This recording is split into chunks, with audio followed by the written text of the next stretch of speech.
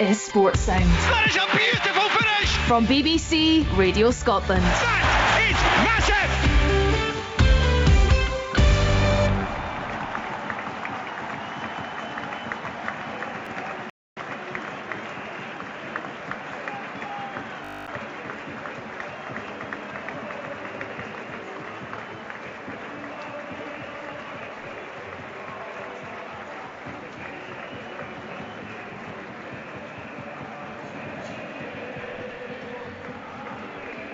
Welcome to Tynecastle and our wall-to-wall coverage of a massive match in the Scottish Premiership. Hearts against Falkirk.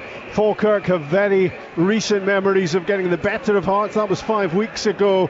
It was the Scottish Cup. They won on penalties on that occasion. The other two league games, Hearts have won pretty comfortably. What they would give today for a win with that sort of comfort. 2-0 and 3-0 it's been so far in the Premiership for the Tynecastle team.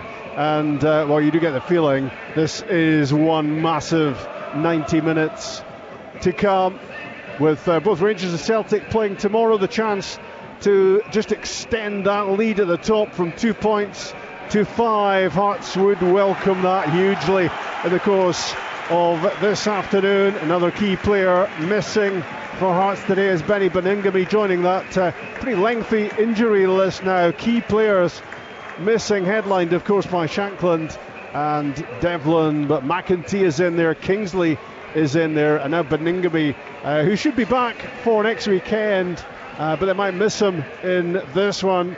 And well, that injury list also has the name of Aju on it now, due to start here, and very late on pre-kickoff he's been taken out of the starting lineup, and Blair Spittle is in there instead. So for Hearts, it is now 3 changes to the team which lost at Ibrox last weekend, and 3 changes for Falkirk as well. And we shouldn't forget that they are obviously having to rule out both players who played in central defence for them in the defeat at home to Dundee United last weekend. Nielsen can't play against Hearts because he's on loan from here, and Liam Henderson suspended after his red card. Louis Marsh is on the bench rather than the starting lineup.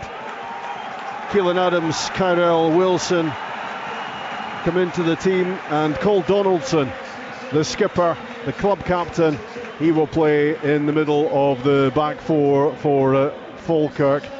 And John McGlynn would take massive pleasure from inflicting defeat or even getting anything out of this game against his former employers, and just really keeping things going for Falkirk. Already an amazing season for them, and they're into bonus time now. You think it could get even better, confirmed at the moment in the top 6. Duncan Nicholson is the referee. That's us underway at Tynecastle.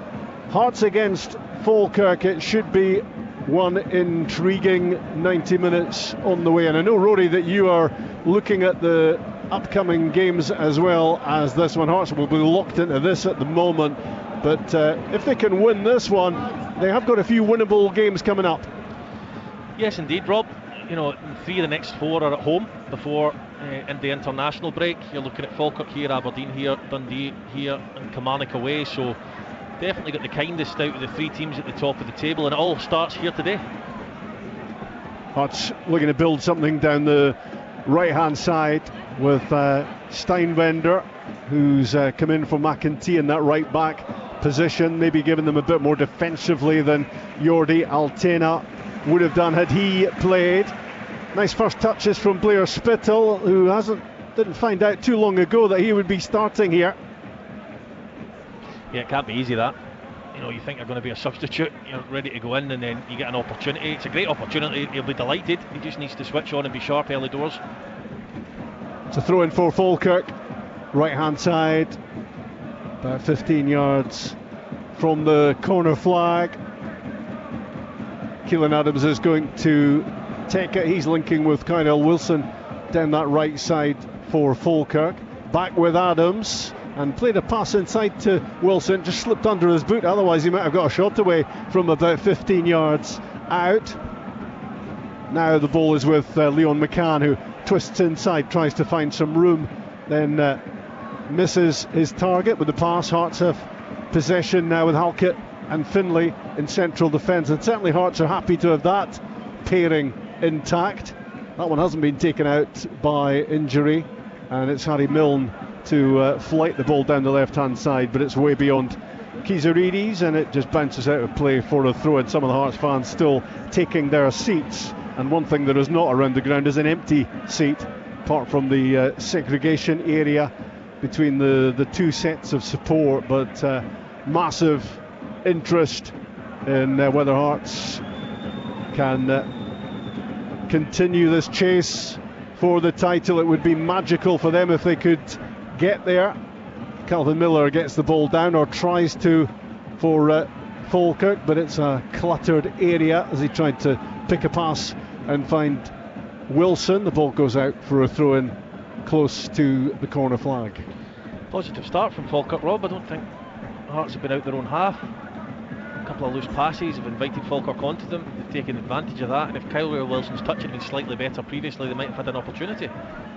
Leonard's header flicked on towards Magnusson, who takes a tumble, but he bounced very quickly back up again. The ball ran through. Braga was interested. Back it goes to Bain, and he thumps it downfield. Good header by Steinwender. Hearts looking to work it through the midfield, but a heavy pass gives possession away, and now it's Falkirk moving well, and Brad Spencer with a shot at goal from 25 yards out. Just got the one goal so far this season in the Cup against Stenhousemuir. That was a great hit, this time on his left foot, and he drags it wide, Rory. Yeah, they look a little bit shaky, a little bit nervous, Hearts, just needing to get back into the swing of things after last week's disappointment. It's a poor pass from Halkett, and Spencer runs onto it, drives into the space. A lovely 1-2 as well off Calvin Miller, or Barney Stewart it might have been actually, and he gets his shot away but just drags it wide of the post. Hearts have a man down on halfway, Harry Milne, but Falkirk aren't thinking about that at the moment. Kyle Wilson driving into a central position. Well, he struck the shot really well with his left foot, but it was straight at Alexander Chwolo, and Falkirk already are handing out some warnings here to Hearts if they aren't at it. Yeah, Wilson's so quick, he's so speedy, and Harry Milne went down with an injury, and he's back up now, but that opened up the space and Wilson drove into it. He's on his weaker left foot, but he gets the strike away, and it's a decent enough save in the end from Swallow. Well, it's a really bright start this for Falkirk. They are not here to make up the numbers. They are not here to allow Hearts to extend their lead at the top of the Premiership to 5. They're already 11 clear themselves as a top 6 team, and they just want to bolster that yet further. And I guess that they're into that stage of the season, Rory, where they can be a bit more relaxed. They've performed minor miracles already, and anything here is going to be a bonus. Yeah, it is. I mean, don't let John McGlynn fool you. His media presence, you know, he won't let the players be relaxed. He he doesn't mince his words. So, you know, they'll be on top of things there. But in terms of Falkirk, they'll be disappointed to have lost at home last week to Dundee United. So they'll be right at it from the off, and they do have a bit of freedom, and the shackles are off as Lisa commits the foul there, Rob. Yeah, free kick just around the halfway line.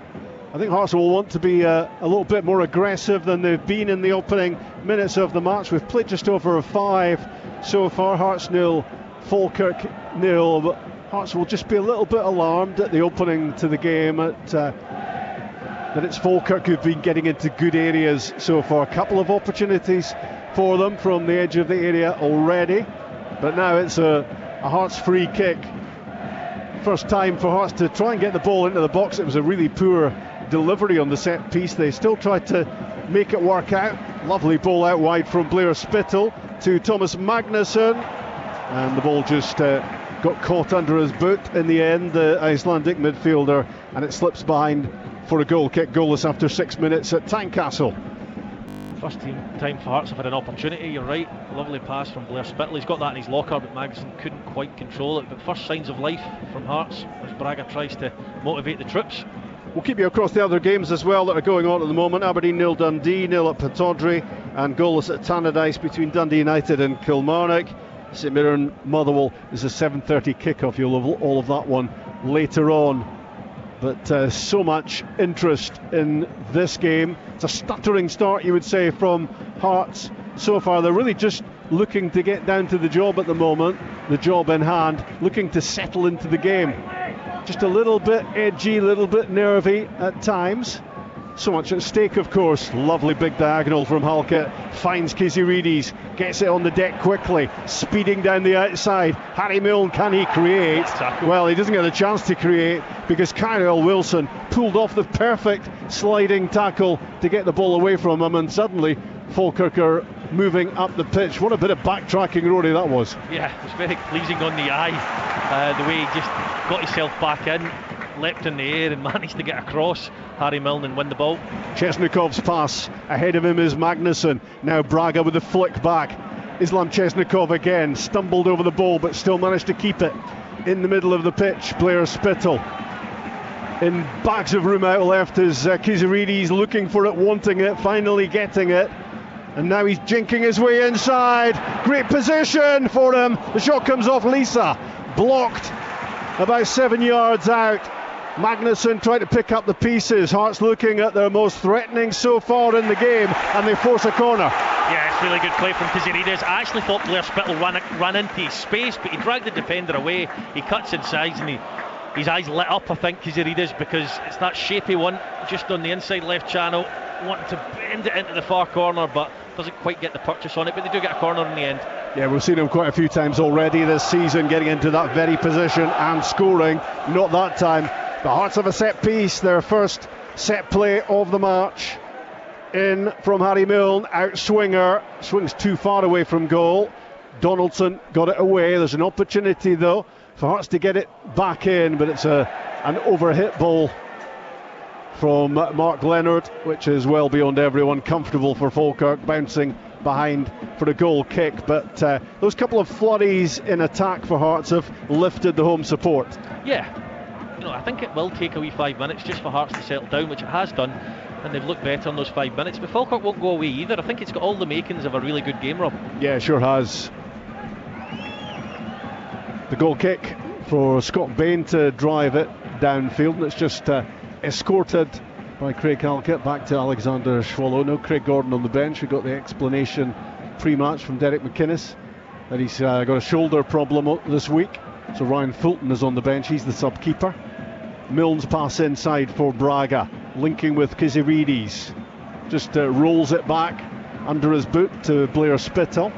Lovely touch from Halkett.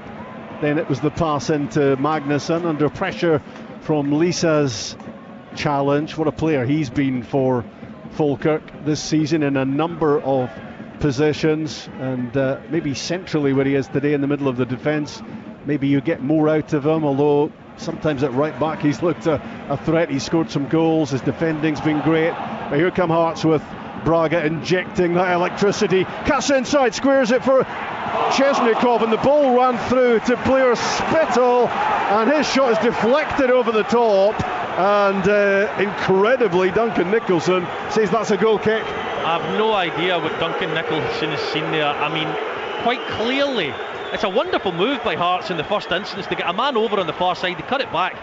Kizirides steps over it. It's good work from Braga initially, and he steps onto it, Blair Spittle, and you can clearly see the change in direction of the ball over the bar. Baffling decision, but great play from Hearts and Braga. Well, embarrassing is the word for that refereeing. Everyone in the ground from 100 yards away at the top of the stands saw that one. The referee was probably about 10 yards away. A clear nick on it from the Spittle shot, and it's just incredible that I actually glanced at the linesman, Rob, to think, it must be an offside, or there must have been a hand. Something must have happened, because it has to be a corner.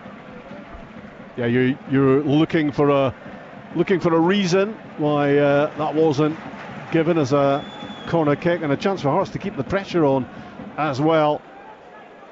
But he's been heavily involved in opening exchanges. Blair Spittle, he'll be delighted, having found out late on, he'll be delighted to be involved from the start in this game. He might have appreciated a bit more warning, but sometimes that's the way it happens. Milne with a pass which falls short for Hearts, and it's the interception, and it's now Kyle Wilson moving at pace down the right side. He whips the ball in. Great defending from Craig Halkett at full stretch to wrap his left boot around it and hook that out of the Hearts penalty box.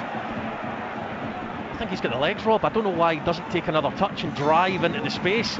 He's obviously concerned that Leonard, who I think was the recovering midfield player that was going to catch up with him. I don't think he was. It wasn't a bad ball, but I still think he's got grass to eat up there if he chooses to. Well, it's a really good game so far, 12 minutes in, and both teams threatening when they go forward. Booming header away from Steinwender. That's kind of why he's there defensively on the right side of the back four in the absence of injured Oisin McEntee. No Stephen Kingsley, he's been out for a long spell as well. He would be another defensive option, not on that side, but certainly can play a number of positions defensively for Hearts. Falkirk in possession though. Keelan Adams with a lot of grass to run into down the right side, having a long look at what's available, looking to jink out wide, and that played into Harry Milne's hands, and he now takes the ball away, drives out, and he's caught by Adams. He's clever because he just waited for the contact there, Harry Milne, and wins the free kick. It was good defending initially. Adams needs to disguise his movement a little better. He made it so obvious he was going to go down the line, ends up doing that. Harry Milne reads it like a book and ends up drawing the foul. It was a foul, to be fair. He's taken a bit of a battering in this game, Harry Milne. I think he's touched the ball 3 times and he's been holding either his groin or his knee or his shoulder every time. I think he's that sort of player, Rory. Yeah. The way he plays, he's always going to be in the heat of the battle, but what a player he's become for Hearts. I think he's one away from double figures assists this season, which is pretty incredible. Well, fullbacks are asked to do that these days, aren't they? And not many can, but Harry Milne certainly can. It's that first initial one where he fell awkwardly. I think his shoulder's still hurting him. He's struggling to move it fully. Yeah, could be an issue as this develops. Spittle working the ball wide again for Kizirides. Here he goes down this left side, whipped across goal, and so close to an own goal. Was it Leon McCann? It came off. Anyway, it's bounced into the gloves of Scott Bain. That could have gone anywhere. Yes, it could have. Now, Kizirides is having a field day on this left-hand side because what Hearts are doing is they're moving the ball from right to left so well and so quickly. And it's Adams, he can't make up the ground quick enough to get close to Kizirides, and it's given him a run on him. He's playing extremely well, Kizirides, but the guys in midfield, Leonard, Magnuson, they're working and manipulating the ball out to him so quickly. Aberdeen are a goal up against Dundee on the back of their Scottish Cup defeat of Motherwell during the week, and it's a first goal for Aberdeen for Toyosi Olusanya, the former St Mirren striker. He has scored 1-0 Aberdeen. That's the only goal in the Premiership so far, as Dylan Tate curls a pass out wide. Lovely ball for Calvin Miller. Just takes a touch, then tries to whip it in. Steinwender in the way, blocking the cross. Goes out for a throw-in on the far side. Falkirk not lacking in confidence. It's the confidence that comes from stepping up league to league and looking very solid as a team in the top flight of Scottish football. Donaldson to Adams. Keelan Adams, one of 3 changes. Donaldson as well coming into the team. Well, it was Kevin Nisbet apparently who's got that opening goal for Aberdeen. They won't care who's got it, and that's a game they want to be winning today, languishing in the bottom 6. Ball winning here from Spittle. In goes Keelan Adams and thrashes the ball forward, and it's gone all the way behind for a goal kick to Hearts. We're through the first 15 minutes, 0-0. Yeah, 0-0, but it's been enjoyable. I have to say, Keelan Adams' swipe out the pitch there was by far and away the worst piece of quality we've seen in the game. It's been a good game to watch despite the lack of goals so far. Both teams playing well. Hearts looking to extend that lead at the top of the Premiership from 2 to 5 if they can win this one, but they were expecting a battle. They were expecting this to be tough, and nothing that's happened so far has dissuaded you from that point of view. Chesnikov, really good play from the Kazakhstan international winger. Good feet in a tight area, and he's tripped, and it's a free kick, and it's just a couple of yards outside the penalty box, and it's not far away from being directly in front of goal. This has to be a chance.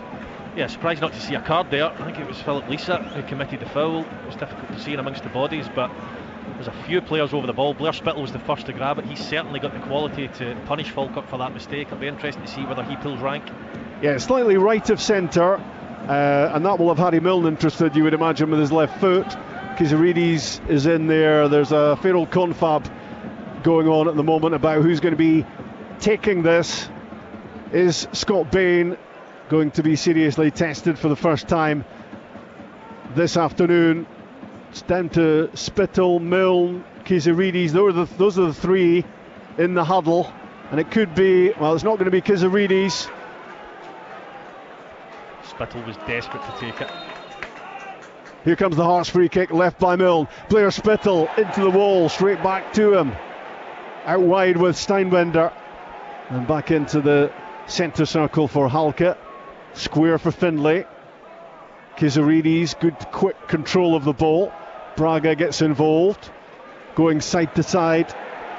Hearts now in the right with Steinwender. Hearts disappointed they couldn't have forced some sort of save out of Scott Bain from a free kick in a good position. Maybe you'd like it a couple of yards further out, ideally, but the ball unbeaten as Keelan Adams works the ball through the middle. Barney Stewart at the edge of the box, cuts in on his left foot, and he tried to drag it left of the goalkeeper. Down went Alexander Swallow to make the save. Another quick break from Falkirk. Magnusson spinning on the halfway line, has a look at what's available, tried to drive it across towards Kiziridis. Spittle helps him out and does find the Greek winger on the about turn, but he runs into Kyrell Wilson, who's done all sorts of good defensive work, apart from getting Falkirk up the pitch at a rate of knots as well. Wide left with Leon McCann. Switched across for Keelan Adams, right on the touchline, midway inside the Hearts half. Wilson prods it through. It all breaks down for Falkirk, and now Hearts heading in the other direction. Kiziridis, Spittle out towards Islam Chesnikov, and back with Steinbender, and all the way back to the goalkeeper. So much happened in that little phase of play there, Rob. I didn't want to come in because it was end to end, but Barney Stewart, I actually thought he'd went a little bit too early. It turned out it was a great ball from Adams, but it would have been interesting had that hit the back of the net as to whether he would have went a yard or two early. I think it was Calvin Miller screaming for the ball in the middle. He wanted it there, and Hearts up the other end as well. As you say, Wilson doing some great work. They're constantly trying to find Kiziridis, either Halke on the big switch or working it from one side to the other, but Wilson's really helping out his mate Adams at the back.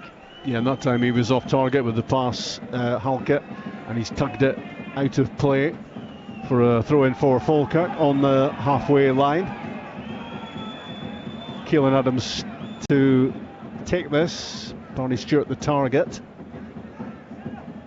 Fed back down the line. Wasn't sure the whole ball was out there. And I think the officials are maybe having one here. Well, the linesman, I didn't think the ball went out. No. And the linesman didn't put his flag up, but because the two players stopped, the referee felt, well, it had to be out, so he blew the whistle. Bizarre. Brad Spencer plays it forward under pressure. Findlay's header away. Magnusson after it. Lissa gets there first for Falkirk. Forward again, and another booming header away from Findlay. Fiercely competitive, this one, and Falkirk reckon they've got every reason to believe that they can be a problem here for Hearts. Back to Milne, and he sweeps it across to the right side, and it's taken down by Chesnikov. Good challenge by McCann. The ball breaks the way of Leonard, who feeds it out wide for Michael Steinwender. Chesnikov is on the move again, but the ball goes inside to Spittle, taken in by Blair Spittle, and switched across to Stuart Findlay, driving into the midfield. Now Magnusson had pressure from Spencer. Leonard feeds it forward to Chesnikov, who goes down. No free kick, well won by McCann, and he plays it forward to Stewart down the right side. Wilson looking to get to the byline, and that is really good defending from Harry Milne. He just got him, he got shoulder to shoulder with the Falkirk winger, who's ended up clattering into the advertising boards behind the goal, but he was about to pull that back from the byline, so it was crucial that Milne got contact. Yeah, it's a really good battle down this. It's right in front of our noses, Rob, right on this touchline. Milne and Wilson going toe to toe, pushing each other back. So really good to watch, actually. I thought the referee, as much as he's had a little bit of a ropey start, got that one right. I don't think it was enough for a foul on Chesnikov. No. And the pass from Milne just before that, the crossfield pass on the half volley, is one of the best passes you'll see this season. Well, Duncan Nicholson is further enraging the Hearts supporters by calling play back for a free kick for a challenge he didn't fancy. So Falkirk will have this on the left hand side, and forward are going to go Lisa and Donaldson and the rest to try to pose a threat here from the set piece. Calvin Miller or Brad Spencer to play this in. Calvin Miller with the cross ball, maybe just a little bit too much on it, and Cole Donaldson got his head to it, but he was always stretching and he was never going to get the right body shape to get that back across goal. It's gone behind for a goal kick. Yeah, overhit it, which obviously isn't ideal, but in that situation, even if you underhit it, it's still a ball in the box that Hearts need to deal with. In this instance, it was far too high for Donaldson to do anything with. Goal kick Hearts. Goalless at Tynecastle. We're past the midway point in the first half. The leaders being held at the moment, although it's pretty even Stevens in the game. The switch from Kiziridis, fires it across towards Steinvender. Now Chesnikov on the spin, but he hasn't had too much joy in trying to get in behind on that right hand side and get balls into the box. Hasn't really happened for him so far. He did win that free kick, of course, just outside the penalty box earlier on, but it remains goalless here between Hearts and Falkirk. Aberdeen 1, Dundee 0. Kevin Nisbet getting the credit for the only goal of that game. 18,820 inside Tynecastle, and well, it's difficult really to spot an empty seat apart from the segregation area.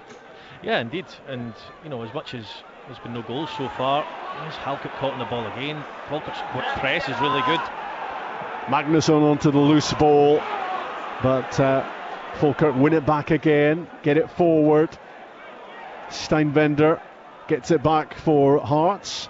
Now Magnusson looks a bit clumsy at times, Thomas Magnusson, but he's very effective in the midfield area, and he does have that goal touch which adds something for Hearts. What they're missing, it's difficult to replace Benny Beningame when Cammy Devlin's already out. That's a big hole in the middle of the pitch for Hearts. Yes, it is. I think having Aguiu, who's more of a forward-thinking player, of course he is, you know, that would have given them a lift after he played last week. They would have been hoping he could hit the ground running today, but to get that injury, and just in Chesnikov, that's, you know, not everyone can hit the ground running when they move abroad like Kiziridis has done.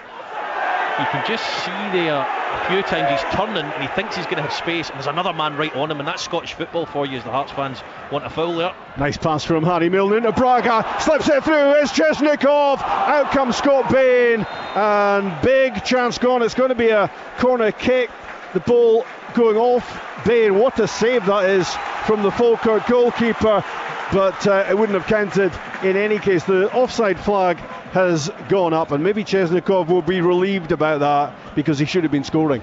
Yes, he should have, but Bain is quick off his goal line. He comes out, he reads the danger, he actually shoots Chesnikov, it ricochets off Bain, back off Chesnikov's knee and over the bar. Very quick reaction, Scott Bain. He's a good reader of the game, he's a great passer of the game. He passed the ball better than some outfield players. I know he had a bit of a mistake last week, but he's been excellent for Falkirk. Lovely ball through from Braga, slipping it in behind, and Chesnikov just going a little bit too soon to try to get on the end of that. 26 minutes now gone at Tynecastle. Hearts 0, Falkirk 0. It's a fascinating match-up this. Tate plays it back to Lisa in the midfield. Calvin Miller gets involved. Hearts pressing. Magnusson applying the pressure. The ball goes back to in the pink. Scott Bain in goal for Falkirk, having a long look as he just takes the ball outside his box. fired forward and collected by Harry Milne, who just spins away from Kyrell Wilson and then looks to angle one across towards Chesnikov. It looked a bit ambitious, and Falkirk intercepting. They on the ball now with Spencer back to Cole Donaldson, who's had precious few appearances this season for Falkirk. He's had his injuries, but he's also had to play second fiddle at times, has just extended his contract, and he's still a valuable member of the squad. He's still a club captain, as Calvin Miller gets the ball out on the left hand side and flashes it across goal. Just had too much on that. I think it's going to go out for a throw in close to the corner flag on the other side. Just a little bit less, and Barney Stewart would have been interested in that. Yeah, or a little bit more. And Kyrell Wilson, as well, was floating about the middle of the goals. I think Barney Stewart was just across the front post, so anything less on it, one of the two of them were getting on the end of it. And Falkirk, it's just that last final bit in the final third that they're struggling with at the moment. On the ball, Philip Lisa on loan from Swansea, looks a top prospect. Donaldson clips it forward from the halfway line. It's really well kept in the middle of the pitch. Adams down the line, gets it back.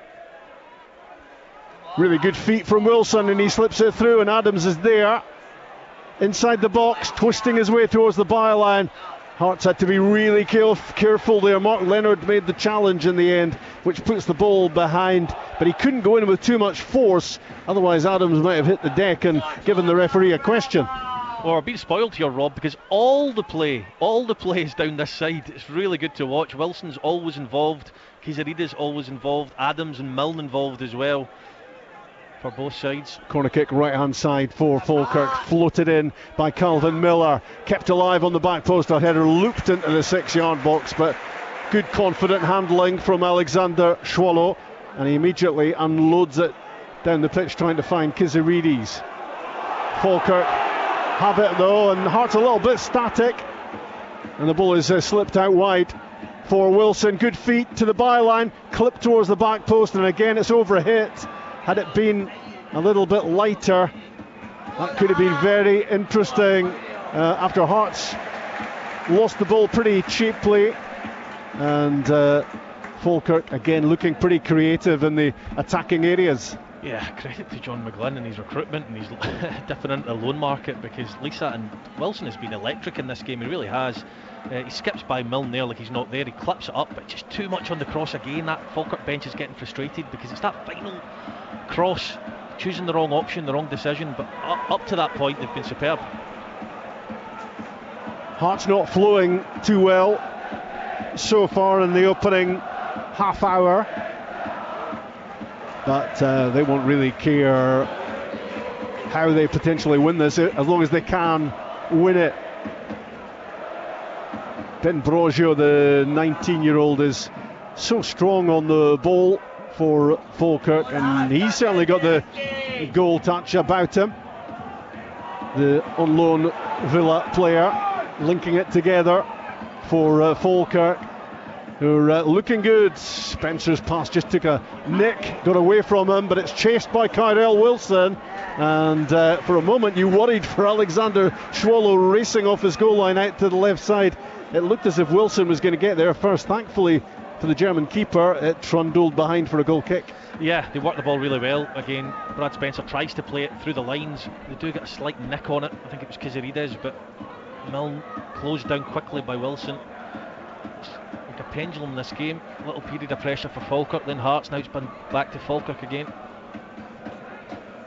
Hearts 0, Falkirk 0. Nearly 31 minutes gone. Steinbender flicks the ball on. Spittle looking to dink it in behind for Chesnikov, but Falkirk defending very solidly, and the ball is shifted up quickly to Barney Stewart.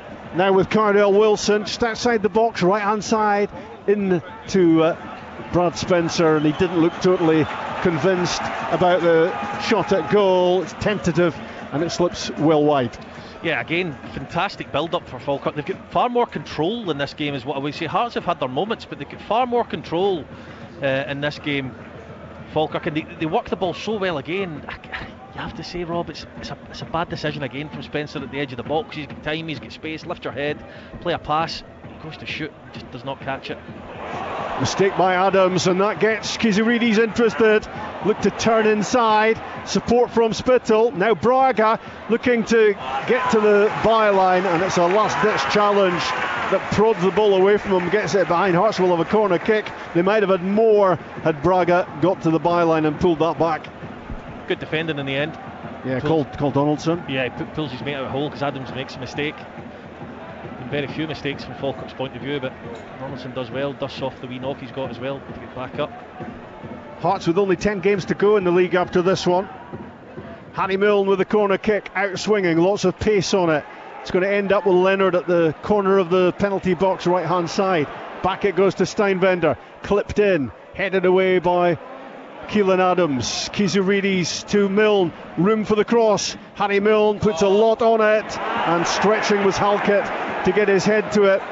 It just flicked off his head and dropped at the feet of Calvin Miller for Falkirk. Groans of frustration because from Hearts fans. Magnuson's got to open his mouth. Magnuson's run right onto it. Halkett's stretching to try and get it. If Magnuson opens his mouth and screams that it's his ball, then he goes and gets either a head on goal or a head back across goal.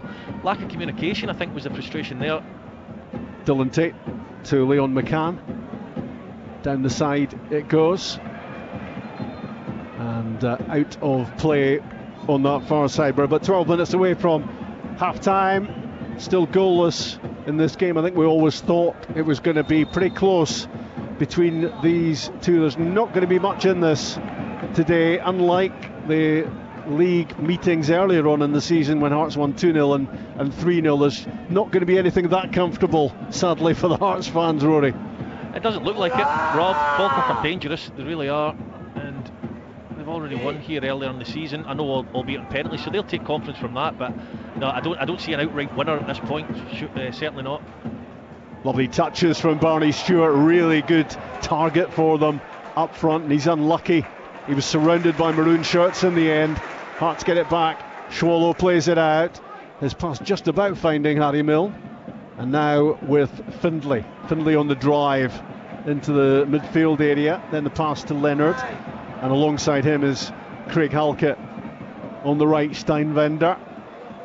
Halkett with the captain's armband. Quite a few captain contenders on the sidelines at the moment for Hearts.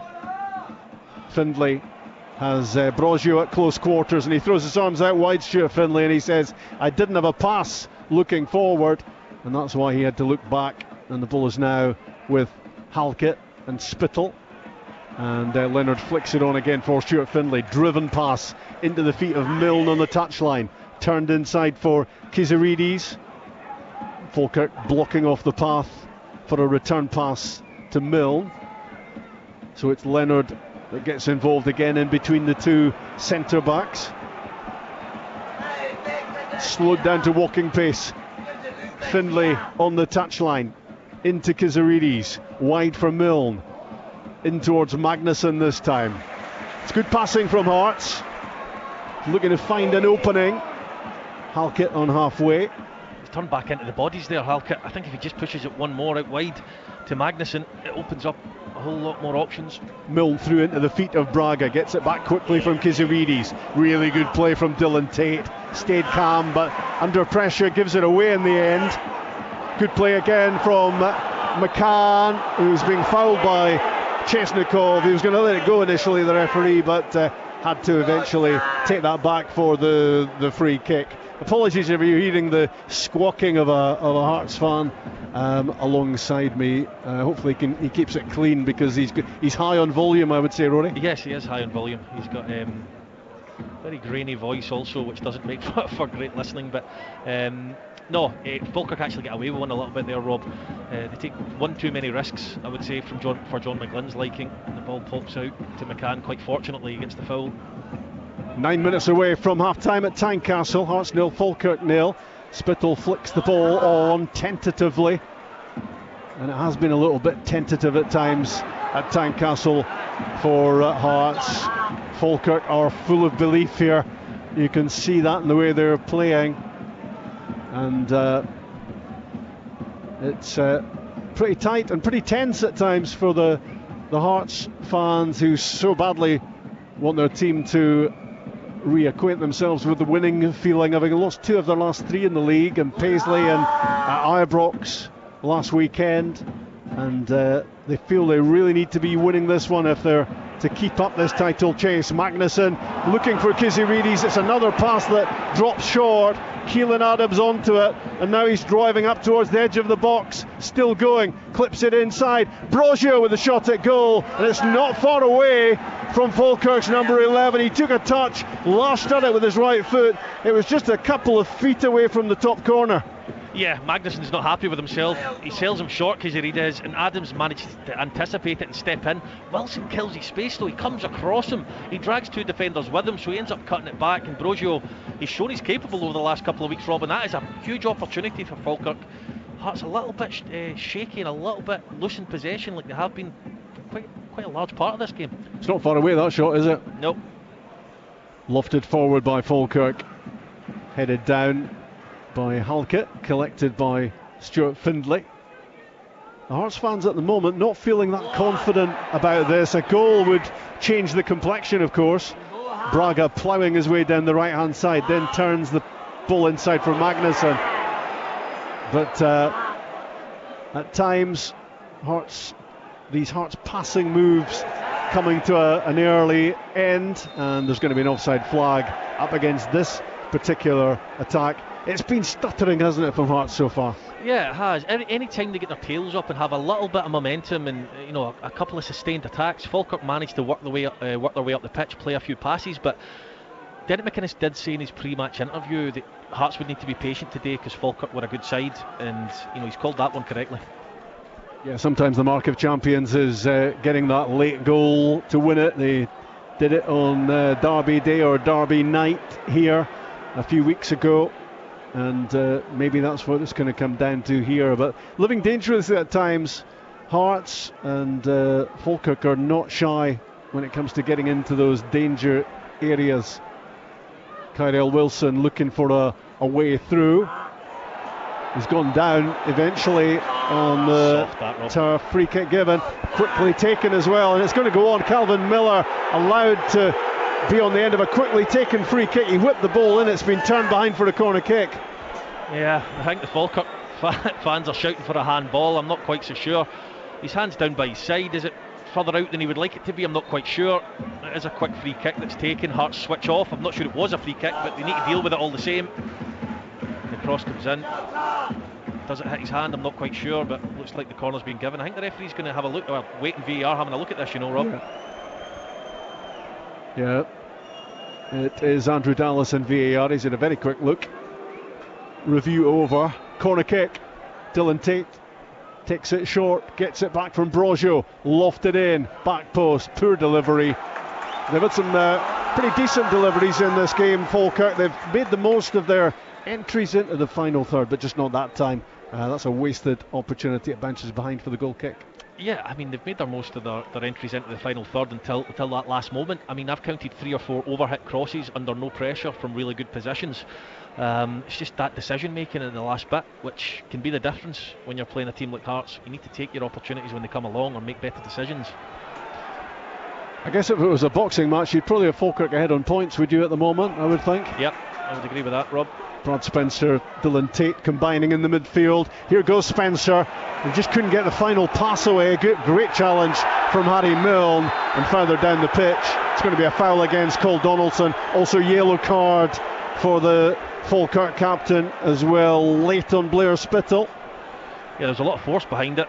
I think he does get something on the ball, clearly. Whether he catches Spittle and whether it's excessive force and how high up it was, I'm not quite sure, but he came in steaming like a train. I wasn't sure he was going to make it. He does make it, and it's the yellow card. But thankfully, the most important thing is Blair Spittle's up and he's walking around fine. Yeah, that becomes a problem, I think, for Cole Donaldson, just the way he plays.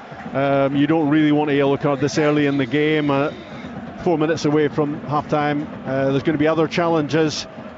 Aberdeen 1, Dundee 1 at Pittodrie. Stephen Presley's team have equalised, and it's Simon Murray getting himself back in among the goals. He's had a long period of drought in terms of finding the back of the net. Got a couple the other day, and he's got the equaliser. Liam Morrison sent off. So the newly arrived Liam Morrison, 2 yellows, 1 red. He's off. Aberdeen down to 10 men. Dundee have equalised. So, well, every game Aberdeen are involved in at the moment seems to feature red cards. It's 4 in 1.5 games, Rob. That must be some sort of record. Yep. The ball is out on the far side. Throw in for Hearts. We're heading towards half-time. Won't be a major surprise if the teams go in goalless. It's been a lively enough game, but neither able to take a chance so far.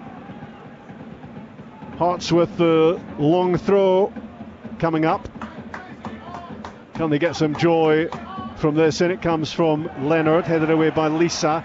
Magnusson with the attempt at goal from 25 yards out. It was on the volley, right-footed, he was off balance, and it was never going to hit the target. No, it wasn't. It's an extremely difficult technique to try and pull off. He's got to get his head over the ball, his foot over the ball. It was way too high, it was about chest height, and he just doesn't catch it. Flies harmlessly over the bar. Well, a lot of the Hearts fans round about us reckon it's time for the pie and Bovril at this stage. Are we going to stay for the next few minutes? Yeah, I think we will, Rory. Before we head for some half-time sustenance. Goalless at Falkirk, 43 minutes on the clock. Milne crossing halfway. He's always positive, he's always on the move. Here he is again, gets it back from Kiziridis, but at times here, just the touch is not quite there for Hearts when they get into key areas, and it's in those moments, those split seconds, that chances get away from you. The ball ends up out of play for a throw left-hand side.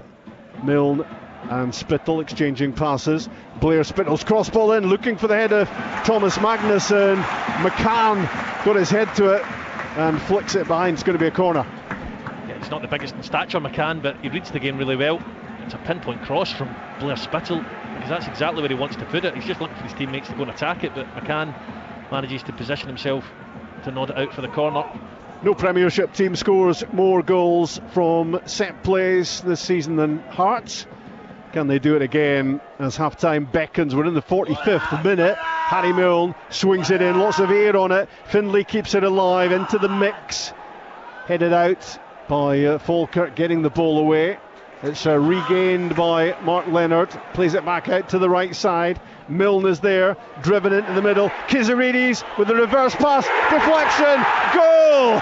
Islam Chesnikov for Hearts right on half-time. Perfect timing from the Kazakh international winger. Hearts getting the break of the ball inside the penalty box, and he scores for the Tynecastle team for the first time. Hearts 1, Falkirk 0. Oh, Falkirk could be disappointed. You know, right on half-time, Falkirk have been the better team. It's wonderful play from Kiziridis. Everybody thinks he's going to pull the trigger. It's a disguised side rule pass with a left foot.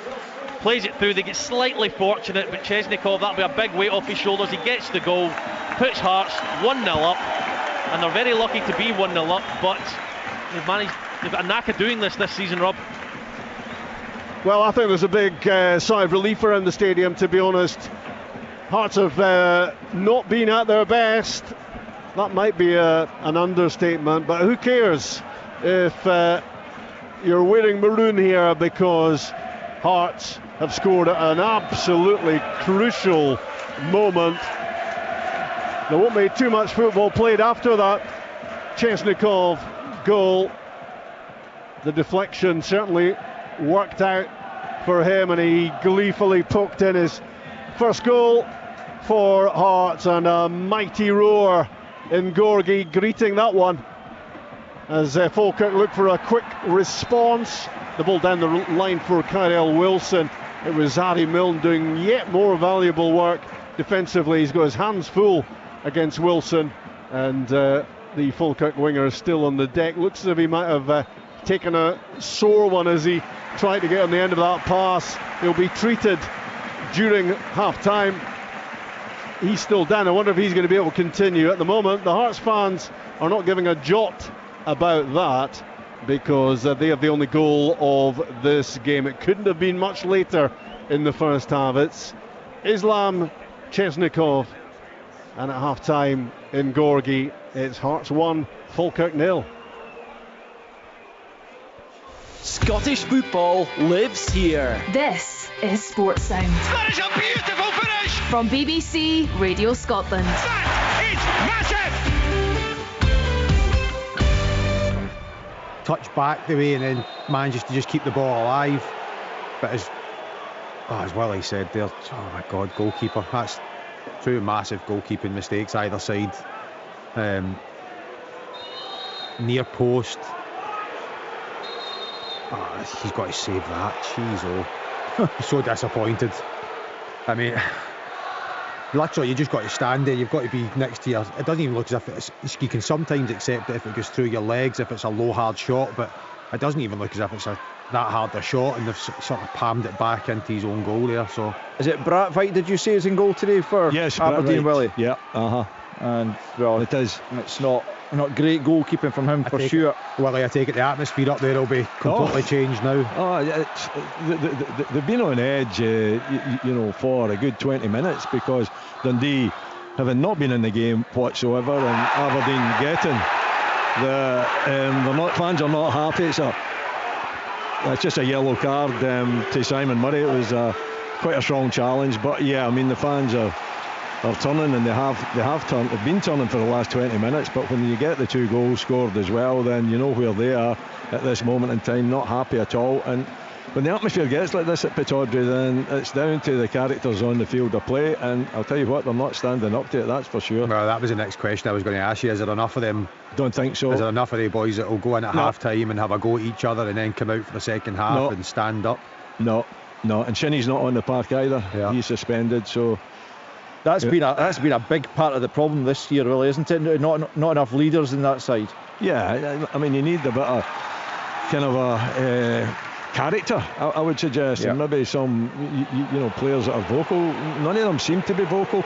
Nielsen is one that talks and encourages, but the rest of them, and with the new players coming in as well, half-time at Tannadice, no goals. None of them look as though they're willing to take the responsibility out there either. So this game has been turned around. It's going to take a huge amount of effort from Aberdeen to get anything out of the game at all. Lyle Cameron with a corner there as they try and get a leveller before the interval. Dundee have turned that one around against the 10 men now. Liam Morrison sent off. That's the only game still.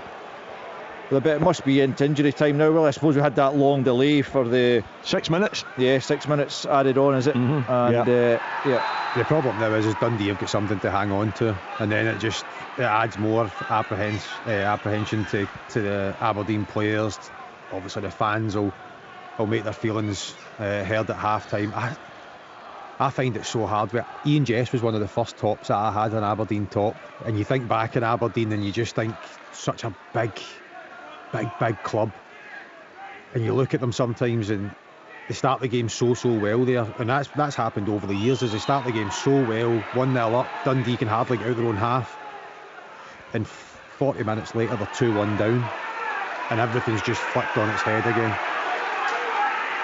Actually, I'm just looking at that second Dundee goal has gone down in the. As an own goal? No, as a Joe Cotterill goal. Certainly looked to me it was Congreve that hit it and was taking the acclaim of his teammates, but I didn't see Cotterill anywhere.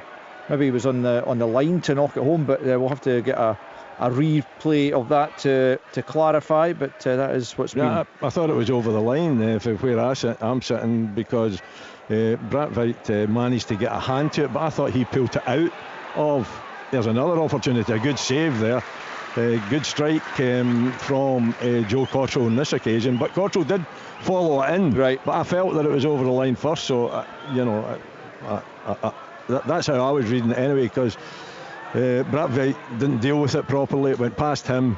He's kind of scooped it out from behind him. Now he is on the line, so I felt that the ball was over the line and it's hit Cotterill and went into the back of the net. So If it is Cottrell, then it's marginal. Yeah, okay, well, we'll see if we can get that cleared up. That's a couple of goals up at Pittodrie that are slightly up for debate in terms of the identity of the goal scorer. Aberdeen's opener looked like it was over the line from Nisbet before Olasanya nudged it right further into the net, and then that one we're talking about, Congreve or indeed Cottrell getting the final touch to the goal that is put. That's half time. You can hear the booing in the background, I'm sure, but it's half time at Pittodrie, and it's 2-1 for Dundee.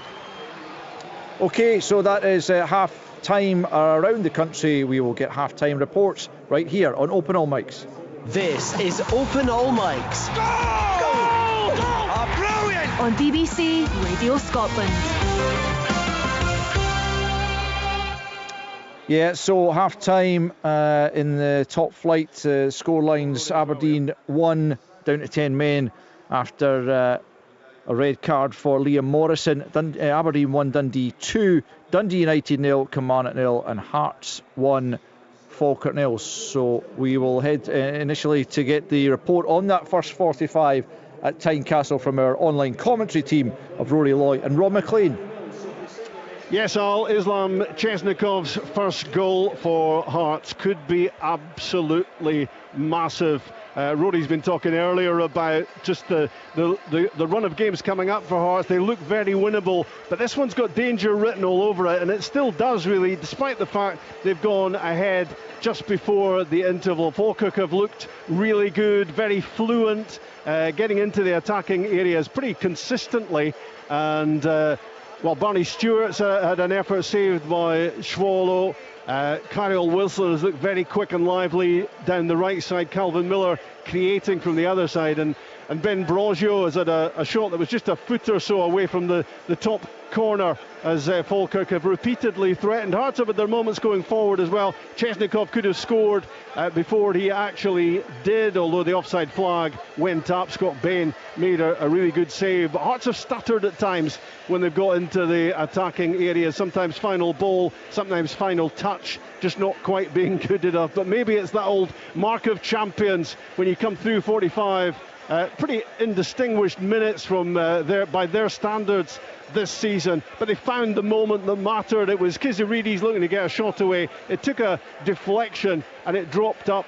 It popped up so perfectly for Chesnikov to poke the ball in past Scott Bain right on the stroke of half-time. The Hearts fans roaring their approval, but also relief around the ground because of the way this first half has gone so far. They'll feel they need another goal to make things safe, but perfect timing, Rory, for that opening goal. It was perfect timing from Hearts because Falkirk were the better team in that first half, Rob, whilst their final pass let them down. Had it been better on occasion, they might have found themselves a goal or two up.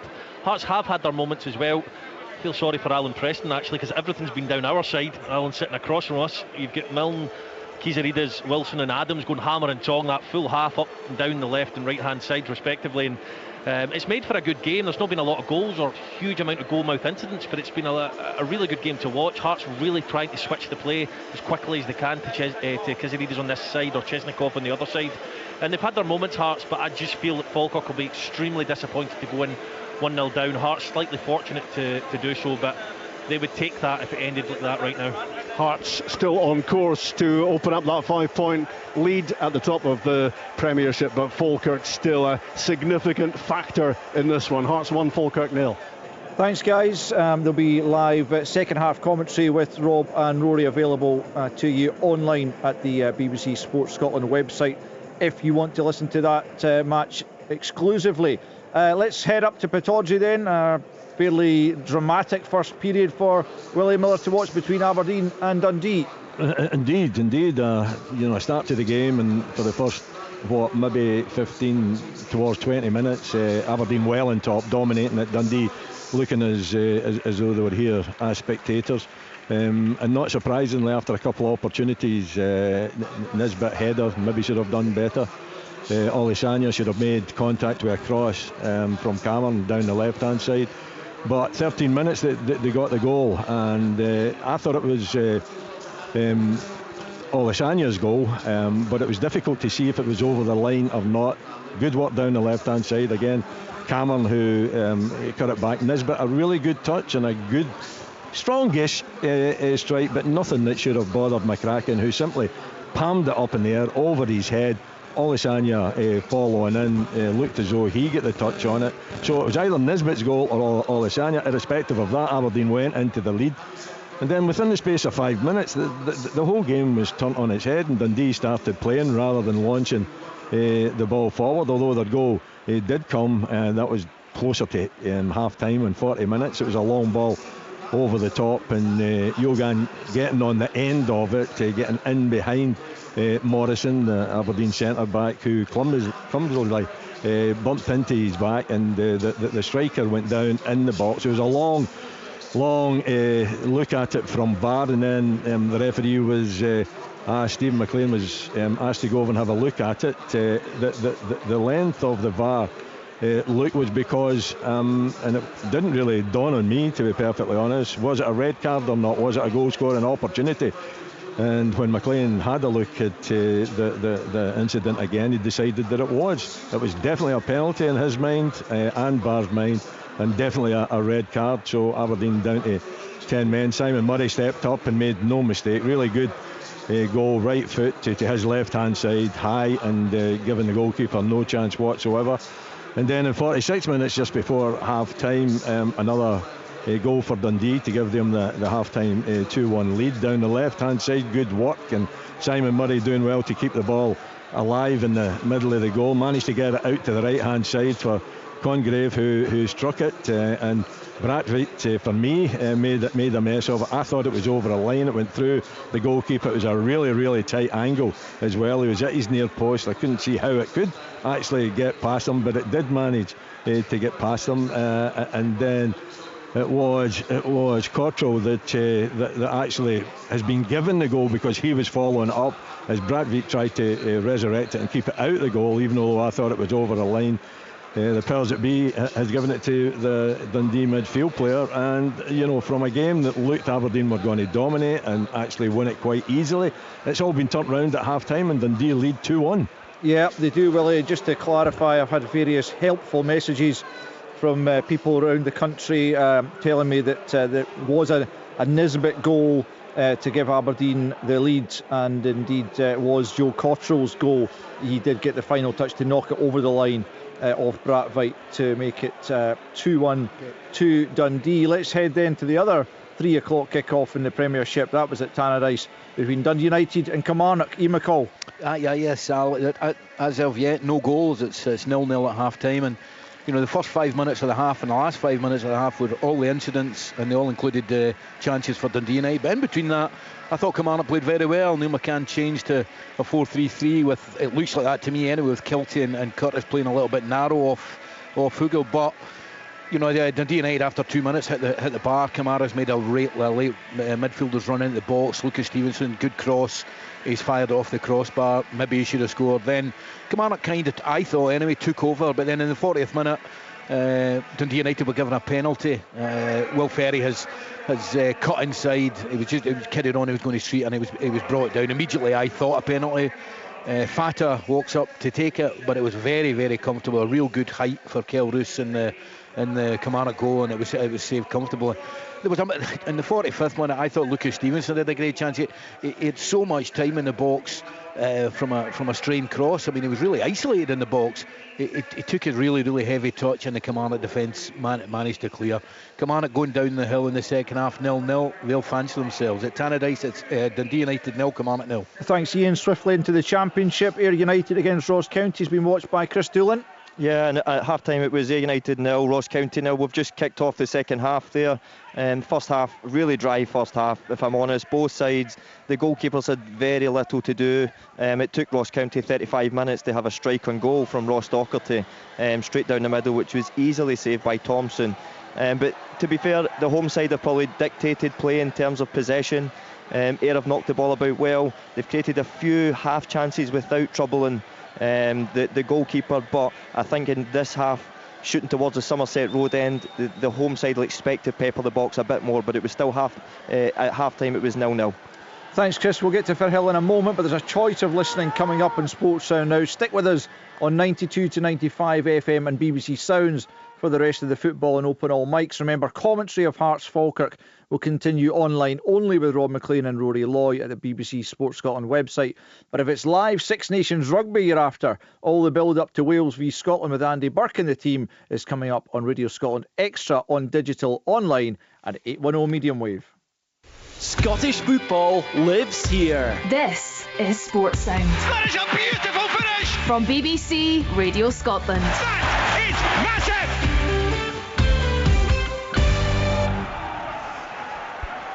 massive. Welcome back to Tynecastle. Both teams out, ready to go for the second half. Duncan Nicholson, the referee, hasn't had his most comfortable afternoon, but he gets us underway for the second 45, and the Hearts fans looking a whole lot happier than they were for much of that first half, and they might be even happier still if Claudio Braga scores immediately after the restart on the spin, left foot shot, it's gone wide. Yeah, that's a statement of intent for Hearts for sure. Let's start the second half. He's shaking his head, Braga. He knows he should do better. It just opens up. It's pretty routine long ball stuff from Hearts from the kick-off. It opens up on his left foot and it just goes by the post for 2-0, and it remains 1-0. Falkirk are breathing a huge sigh of relief there, Rob. Yeah, his next goal will be number 15 for the season for Braga, and well, that was some opportunity, and had that nestled in the bottom corner as it probably should have done, then those punters round about us who are looking a lot happier would have been ecstatic, because you do feel that Hearts are going to need to score again to ensure that they're going to get maximum points out of this. Falkirk will feel a little bit cheated in terms of the first half, because they were so good, more fluent than Hearts, I think, Rory, and that late first half goal was a bitter blow for them. Yeah, it was, because they'd played ever so well in the first half. To lose that goal so late on, but you see it so often, and it is normally teams who are up the top end of the league, especially sitting first in the league, you know, who manage to get big goals like that at good times. And as much as it'll hurt Falkirk with a first half performance, they can't let it affect them too much in this second half, because they're still with a chance of taking points from this one, Rob. Hearts have certainly re-emerged, looking as if they mean business. Not that they weren't trying their hardest first half, but they can certainly be much more effective in the second half than they were in the first. And here goes Kizuridis with a great run, sucking in the Falkirk defenders, and in the end winning a corner. So it's a really impressive restart this from Hearts. Yeah, they can find out the traps. Derek McInnes' words at half time. I don't think he'd be too pleased at half time, to be honest, despite being 1-0 up. He'll have been more relieved than anything. Corner kick turned back by Milne to Kizuridis. He squares it.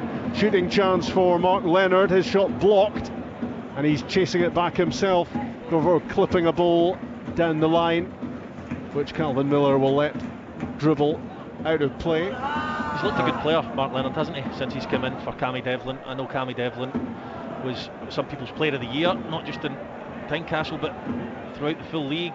But I think Mark Leonard's come in and been a really able deputy. Slightly different strengths, however I think he's slotted in well. Scored his first Hearts goal last weekend at Ibrox. Lovely flick on from Magnuson for Braga. That's what Thomas Magnuson does so well at times, just drifting into these attacking areas, and he's decent with the ball at his feet, and also he's got the height and the leap that can win these important headers as well. Spittle keeps the ball moving across to the left side for Milne. Kizuridis, right foot, in swinging cross, headed away by Donaldson. Miller tries to get there, climbing all over him was Mark Leonard. Good pressure from the Hearts midfielder. There's definitely a bit more bite about Hearts since half time. Yeah, without a shadow of a doubt. Just looked like they went up to the next gear as Finlay hits one straight out the pitch, Rob. Yeah, I kind of knew that was coming, to be honest. Falkirk, I've got Louis Marsh standing by on the touchline. He started last weekend, the defeat at home to Dundee United. Left out of the starting lineup this time around, but he is going to be, I think, replacing Kyrell Wilson. who's toiling towards the end of the first half, wasn't he? He's down again, isn't he? He was treated during half time. They've obviously just given him a few minutes, Rory, to see if he was okay to resume. And I tell you what, Hearts won't be distraught at seeing him go off at all. No, they won't. He's played very, very well. He's been fantastic. He's been involved in everything good about Falkirk. It's difficult to tell whether it's impact or whether it was a calf. If it was a calf, I'm surprised to see him out for the second half. So fingers crossed it's just impact, and we'll see him back out on the pitch again soon. Louis Marsh on loan from Sheffield United, and he's been very effective since his arrival. John McGlynn, not surprisingly maybe, because he seems to get most things right, has dealt pretty cleverly in the transfer market. He's brought players in just to add to what he's got, freshening things up and creating more competition as well. Yeah, I think Brogio and Marsh are kind of interchangeable. Calvin Miller switched sides. He's out on the right hand side now where he was on the left. The ball is back with Bain. Lisa turns away from Braga, fires one down the line, in behind Steinvender. Barney Stewart chasing, and the ball goes back to Schwolo to lump that forward, and it's boomed back towards him by Cole Donaldson. Taken him down by Halke, alongside him Steinvender. Quick ball downfield, bouncing in front of Philip Lisa, and he just takes a little glancing header to direct the ball back to Scott Bain, and out to Cole Donaldson. Long ball forward, headed away by Findlay. Nice little bit of control from Leonard, now with Milne. Hearts looking to be a bit more fluent second half. Nice pass from Spittle. This is a really good passing sequence until the offside flag went up against Claudio Braga. Yeah, it's a good line from Falkirk actually. Don't blame Braga too much for that actually. The two centre-backs stepped up, perfect timing, and he was just caught the wrong side. They win the free kick to relieve some pressure, because Hearts have been magnificent in the opening 5 or 10 minutes of this first half. Second half even. Yeah. You were talking about Mark Leonard, and it made me think about just his goal last weekend, and the fact that players have just popped up with goals for Hearts in the last few weeks. The likes of Thomas Magnuson today, Islam Chesnikov, and that's the way it has to be when you're missing someone like Lawrence Shanklin, and you can't just rely on Braga.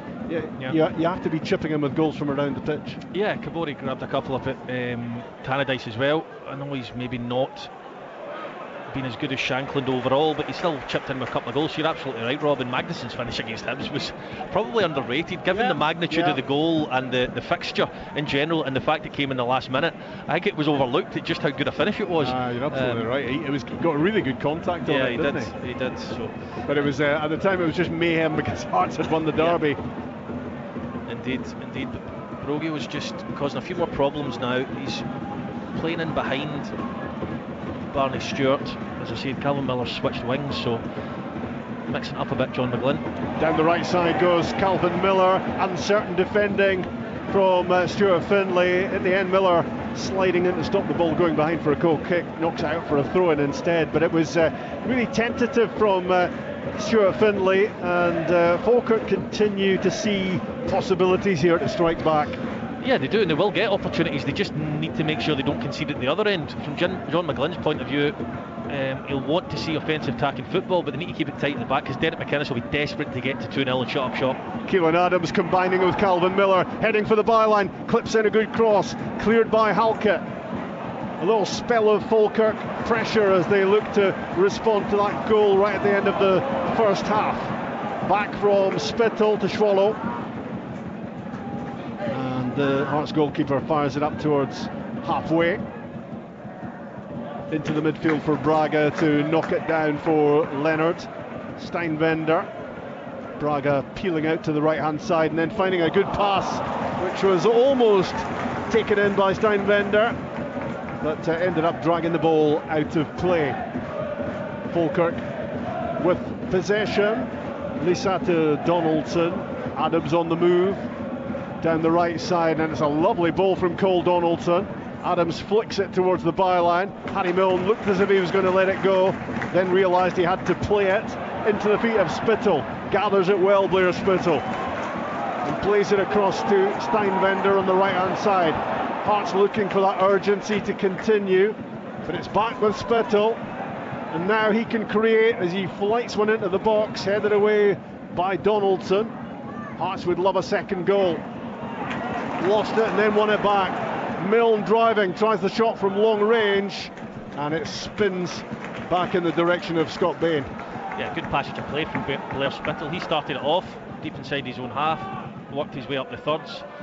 He's just trying to clip it to that back post for Kizarides. I think he can put more on it, far more on it than he did, because Cole Donaldson intercepted, but he's grown and grown into the game and having more and more influence in that midfield, Blair Spittle.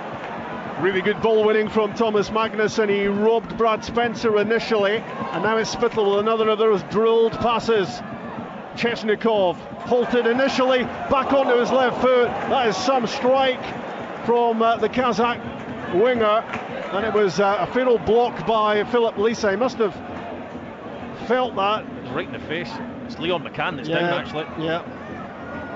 Chesnikov looking dangerous again as he came in off the right side. He's got his head in his hands at the moment because he struck that so well, and Leon McCann knows all about that at the moment because he was right in the way of it. It was Lisa that was in the way of it. I don't know was what. It? Yeah, it was, but you know, Lisa half thought about staying on the ground, and then I think he realised he needs to get up and defend. He actually sprung back up, and then as he got up, Leon McCann dropped to the deck. So I'm not quite sure if it was an off-the-ball incident or whether he maybe hurt himself muscular, or I'm not sure what's going on. Maybe twisted his knee, possibly. Something like that, yeah. But no, because I said Lisa initially, and then I saw McCann going down. No, I thought right. it must have been McCann, but he's got another problem, and Falkirk are waiting on the touchline to see if they're going to have to make another defensive change here. Of course, they're missing both their central defenders from last weekend. As Liam Henderson suspended and Lewis Nielsen ineligible to play, so they've reshuffled it already. They do have Connor Allen on the bench. Lisa presumably could play left back because he can play absolutely anywhere he fancies. He's a bit of a Rolls Royce, isn't he? I mean, even watching it against the Hearts players, sometimes a team coming up from the Championship, against teams like Hearts, they can lack a bit of physicality and a little bit of know-how, but John McGlynn's side certainly don't, and Philip Lisa's been a big part of that. Even there's a couple, he knocked one just out to the side, and he's able to hold Braga off with his right hand and play it up the line with his left foot. He just screams like he's got massive potential, Philip Lisa.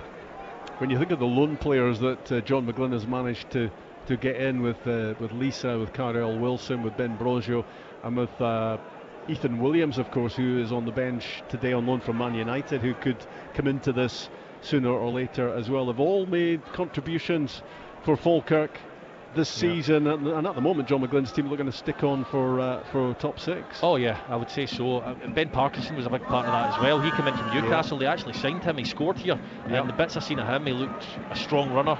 He looked a good football player. Just unfortunate for him, he's missing through injury at the moment. Yeah, he scored here and he got the winning penalty, didn't he, in the shootout to give Falkirk victory. McCann is immediately back in the action after being treated by the physios, and as Chesnikov aims a left footer at goal, Duncan Nicholson, the referee, makes himself even more unpopular with the Hearts fans by giving Falkirk a free kick. Yeah, I mean, he's had a tough day at times, the referee, but that was a correct decision. He barges into the back of Brad Spencer. Why Spencer and McCann let that bounce is they're backpedaling and going towards their own goal. I'm not quite sure. They should have just dealt with it in the first instance. You can't always get the ball down and play great football. That's got to just go, cause their own problems there. And if it wasn't for the push, Hearts might have had an opportunity. We are 13 minutes into the second half at Tynecastle. Hearts 1, Falkirk 0. That goal right at the end of the first period on his fourth appearance for Islam Chesnikov, as Braga chases a ball down the middle. He really has some work ethic about him. Claudio Braga gives up nothing, and well, that's gone a long way towards the impact he's had. He's got a lot about him in terms of his skills, his ability, but his work rate is massive as well. He's as strong as an ox. He takes the ball in and he just pins centre backs. He's probably he doesn't look as strong as he actually is. And as you say as well, his work rate. You can just tell when a player enjoys playing for a team. And why would you not enjoy playing in front of this type of crowd? But he's certainly risen to being a Hearts player, that's for sure. Nice play from Leon McCann, just cuts inside and away from Chesnikov before playing the ball back to Spencer in between the two centre backs, Donaldson Plays it in for Dylan Tate, turning and trying to curl a ball in behind Harry Milne, but it doesn't get that far. A flick from Mark Leonard, which was a little bit overambitious, and which gets Falkirk back on the ball. A few groans from round about us, and Falkirk now have the ball in an interesting area, whipped in towards Stewart. Great sliding challenge by Halkett, stopping it, getting through for Hearts, and Spittle whips it away left side, but Falkirk still have possession with Leon McCann, left half of the pitch, heading forward. Behind him is Ben Brosio, the on loan Aston Villa teenager. A spell of possession this for Falkirk after Hearts blasted out the blocks on the resumption. Adams and Calvin Miller not combining to effect down the right side. It's a foul by Miller in the end and a free kick for Hearts, and we've played an hour at Tynecastle, and Chesnikov's goal is the only one. Yes, indeed. I'm just thinking, when Ben Brosio had the ball there, he's on loan from Aston Villa. You mentioned the amount of loans that John McGlynn's got. As a young player wanting to get experience in the game, you know, coming up to Scotland and playing at venues like Tynecastle in the heat of a title race in Ibrox, Parkhead, Pittodrie, wherever it may be, it's unbelievable exposure to men's football and what it's like to fight for 3 points every week. And, you know, hopefully it attracts even more quality on a more permanent basis, because, you know, some of them look like they're absolutely loving it out there. Yeah, I think it must be dreamland for them, to be honest, playing the quality of football that Falkirk play, and also getting this opportunity to give Falkirk one of their best seasons for a long time. Absolutely. The ball lofted forward for Falkirk, headed away by Halkett. On the halfway line is Leonard. The referee's whistle goes again. You don't need me to tell you what the reaction is in the background from the Hearts fans. I mean, the reaction's been like that for the last three fouls, that including this one, the referee's called it correctly. That is a foul. He's got his leg up. Brad Spencer does lean in ever so slightly. However, that being said, it's still a foul. Hearts 1, Falkirk 0, 61 and a half minutes on the clock, so we've got half an hour and the rest to go. Hearts don't want to be hanging on at 1-0, this fragile advantage. Yeah, if it's full time and it's 1-0, well, they're perfectly happy with that, but you're not going to be counting your chickens at this stage, and Hearts will feel they want to get another goal. They might have had one immediately at the start of the second half, but Falkirk remain live and dangerous in this game as Kiziridis tried to get on the ball. There was a hint of handball, but it's Falkirk who stayed calm. A hand, Rob, it was definitely a handball. Yeah, it was a pretty heavy hint. Hearts have it with Spittle and Leonard, and given away by Kiziridis. That was disappointing for Hearts, and it all ends with a free kick for Falkirk. They're looking to have more authority in the game, the home team. They're looking to have more control of the game, but Falkirk are still very much in this. Yeah, it's just watching Derek McInnes, you can see him. We're sitting right on the halfway line, way up high, and you can see the midfield of Hearts is 5-10 yards behind the halfway line, and he's trying to signal to them, look, put pressure on the ball, get further up, because 60 minutes is very early, Rob, to try and protect a 1-0 lead. Scott Bain has the ball just outside the penalty box.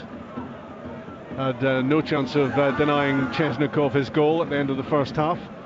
A little deflection worked out well for Hearts, and they have their noses in front. But you wouldn't be making a confident prediction that Hearts are going to be ahead at full time unless they can get that second goal. Bain, poor ball out, intercepted by Chesnikov. Right down the middle he goes, and tries the left foot shot, which takes a deflection. It was a good block from Leon McCann as he was pulling the trigger. There were options around him, Rory. There was options around him. He tries to skip by the first one and get the shot away, and the defender does well. Ends up being a corner. I'm just watching the ongoing dialogue between Bain and Brosio as to who they feel made the mistake, because it looks on the face of it a poor pass from Bain, but I think Brosio shows for the ball and stops, and it causes problems. Chesnikov takes the ball full of confidence after his goal, tries to get the strike away, but ends up in a corner. It's Harry Milne with the Hearts corner kick out swinging, and no happy outcome on the end of that. Thomas Magnusson beyond the back post got his head to it, but it flies high and wide and not too attractive. Goal kick, Falkirk, 64 minutes. Hearts 1, Falkirk 0. Still Aberdeen trailing with 10 men against Dundee, 2-1 in that game, and still goalless last we heard at Tannadice between Dundee United and Kilmarnock. And we have a free kick here almost on the halfway line. Hearts haven't been at their fluent best, there's no doubt about that, but can they get the result? It's all about result, and will continue to be so for them in the 10 games, the 10 league games to follow. Falkirk on the attack, the ball poked inside Halkett. It's Barney Stewart, and he tried to find a pass where it looked to me as if he should have been having a crack at goal, and Halkett able to intercept and make up for his error. Yeah, it's a really good pass. Craig Halkett, he's got his hands up, apologising. He's far too square on for the ball. He's no idea where Stewart is. He gets a run on him. It's played in between Steinweider and Halkett, and he gets on the end of it, and he goes across. I don't know why he goes across. Maybe he's not so confident on his left foot, but for me, one touch with the right, laces through it with the left, give yourself the best chance of scoring. Why he's trying to pick out a teammate? He's in good goal scoring form as well. It's not like he's lacking confidence, Rob. And he did a decent shot with his left foot in the first half, which Swallow saved. What an opportunity that looked for Barney Stewart to keep up his almost football fairy tale season, scoring goals for Dunfermline, 8 of them, and another 4 back with Falkirk, and he continues to be a real threat. Louis Marsh making a good run.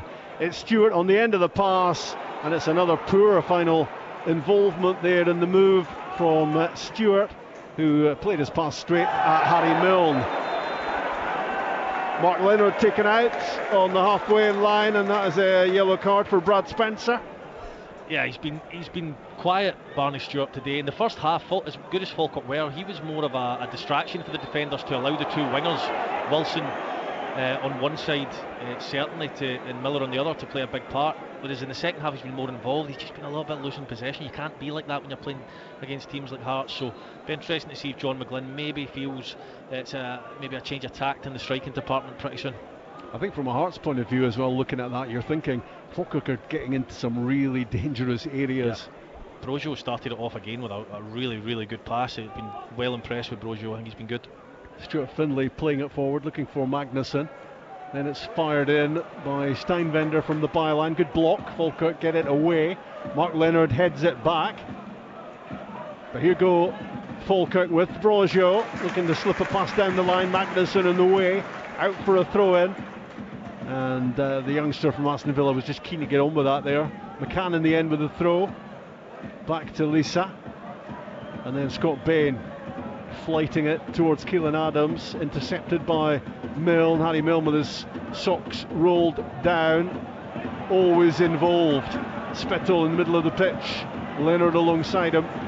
Square it goes for Findlay, down the left side for Milne. Well in, Keelan Adams to win it for Falkirk.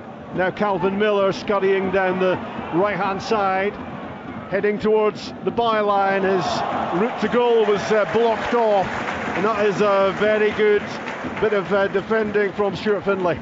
Yeah, he's been quite quiet this afternoon, Calvin Miller. They've dealt well with him down that side, Hearts. I think that's why they switched them sides, possibly just to try and get them.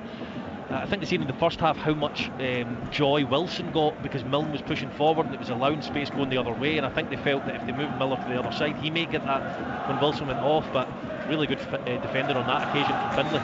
Can you feel the tension around the ground? It's incredible. It's noisy at the moment, but it goes really quiet at times, and you can sense Hearts fans constantly looking up at the clock, wondering how long there is to go. Which is great. I mean, to have that at this point in the season, as a Hearts fan, to know that if you win, you go 5 points clear at the top of the league. It's going to be a long 22 minutes because Falkirk are to be honest, they've controlled large parts of this game, out with maybe 5-10 minutes in the first half and 10 minutes at the start of the second half. Falkirk have been the better side, Rob, but they've just not had enough quality in the final third. They've got the players with the quality, they've just not shown it enough to take a chance or two, but it looks like the bench is busy. Yeah, they're going to make a couple of changes, I think, with that in mind, because I just wonder whether will Barney Stewart be one to come off. I'm not sure, because he's certainly had a couple of opportunities of late and he's taken the wrong decision, but maybe he remains a pivotal part of the attack. I wonder whether Ethan Williams might be one of those coming on. Anyway, we'll find out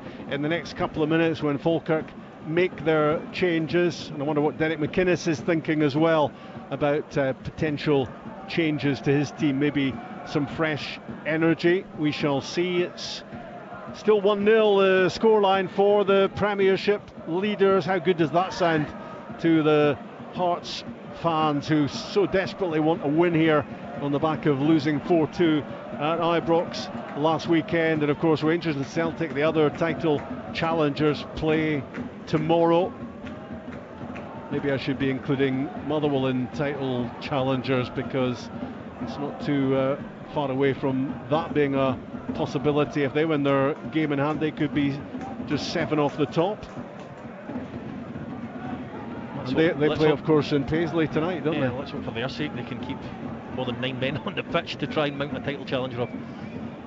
Good work again from Blair Spittle in the midfield. He's performed well here, chesting the ball down, getting it away.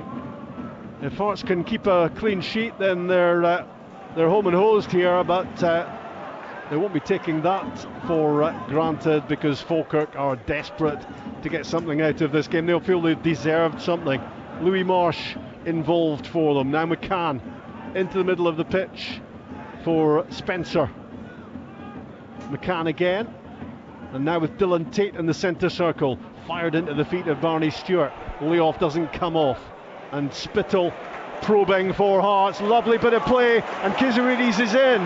Left side of the box, it's Kizaridis with a cut back, and it's fended away. It was Philip Lisa with a crucial touch close in for Falkirk defensively to ensure that cutback didn't hit its target. Yeah, I mean, it's really loose again from Barney Stewart. I will be surprised if he's not one of the ones to make way, because, I mean, it just shows you a mistake at this level like that can end up in a goal. If it wasn't for Philip Lisa, Hearts would be 2-0 up, and it all comes from a really slack pass. Clearance from Mark Leonard, but desperate defensively that time for Hearts, and Falkirk have it again with Brogio, left hand side, heading for the byline, and he's disappointed, the youngster, that he can't wrap his left boot around it and create a problem for Hearts potentially. The Falkirk physios are on again. Is it Cole Donaldson? It is, yeah, it is. He was involved in I think he was desperate to try and get back in to stop that ball being cut back. He tries to block it, he can't, and he finds himself injured, but it was Lisa that got the ultimate touch on it. I think it's Cartwright, Williams, Ross coming off the bench for Falkirk. Ethan Williams, we mentioned earlier, Ethan Ross, and Henry Cartwright, the 21-year-old, he's going to be coming on as well. So a hat-trick of changes for John McGlynn. In fact, maybe 4 of them now coming on. So he's not hanging about and changing it around as he looks for the formula that might give Falkirk something out of this game. There's still 17 minutes of regulation time remaining, plus stoppages, and Falkirk are still very much in it at only a goal behind. So 4 changes and no activity on the Hearts bench.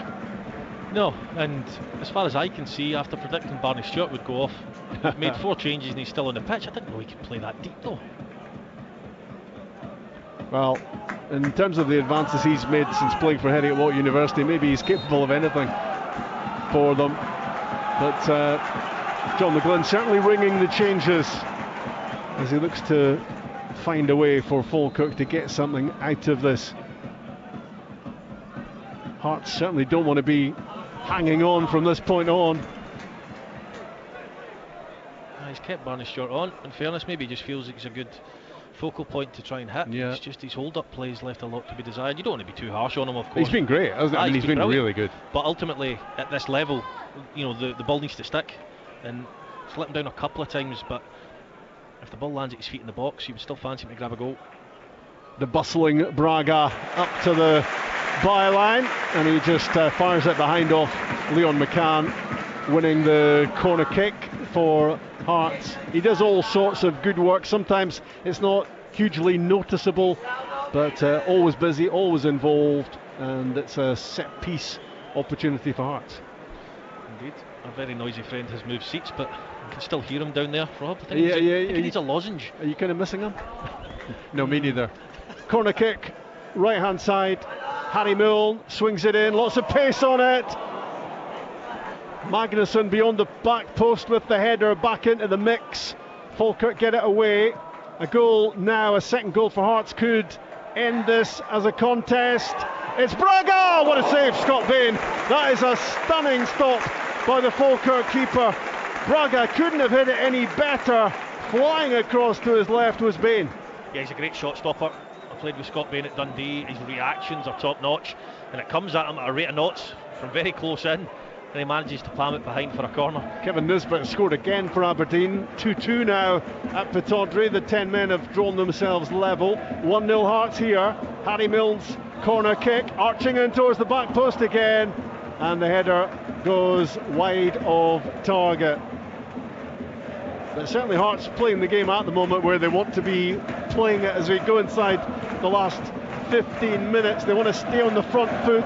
They want to have as much control of this game as they possibly can, and try to prevent Falkirk creating the sort of opportunities from which they might be able to equalise. Poor pass out from Scott Bain. Hearts can't make anything of it. And really good defending on the far side from Stuart Findlay, so strong on the ball, and Falkirk just couldn't get at it. So Alexander Swallow is not going to be getting done for speeding as he takes these goal kicks. He's going to slow it down as much as he possibly can. And that's a tribute to Falkirk, isn't it? The Hearts don't feel comfortable at all about 1-0. Happy to be ahead, but not convinced that it's enough to win this. No, it may turn out that they need another goal, but it's just at 1-0, it's never nice, is it? It's just that one attack. Even if you're not playing a really good Falkirk side, any team's capable of winning a free kick or going on one attack and grabbing a goal. From Falkirk's point of view, they've played well enough to have a point out of this game, but whether they can get it or not, time will tell. Dundee United 1, Kilmarnock 0. Amar Fata has scored for the home team. Will that be enough for them against Kilmarnock, who've certainly been lifted by new management? And here goes Kizarides for Hearts, jinking his way into the box, turns inside, doesn't shoot first time, shoots second time, and almost caught going the wrong way with Scott Bain, but he adjusted really well to make the save. I think he's playing for saves, Scott Bain. There's a couple of times he's kicked it straight to a Hearts player and then ended up saving the shot at the end of it, but you know, you don't want to overplay too much. I know Scott Bain's brilliant with the ball at his feet, but Falkirk will want to get back to doing what they were doing before, which has been, passing the ball around and not hoovering up the pitch, but doing things with a purpose and actually breaking the lines. I think the substitutes have just unsettled them ever so slightly. Talking of substitutes, I think we're going to see Jordi Altena off the bench for Hearts shortly. The Dutch defender, maybe it will be a straight swap for Steinwender, we will see, but fresh legs at this stage could be important. Do you change it? Do you not change it? These are the dilemmas for the managers at this stage of the game. Falkirk have the ball. Lisa to McCann, left hand side, the little fullback attacking. It plays a great ball in. What a delivery that was from McCann, and it had Craig Halkett stretching as far as he could possibly stretch to prod that behind. It was heading for Barney Stewart.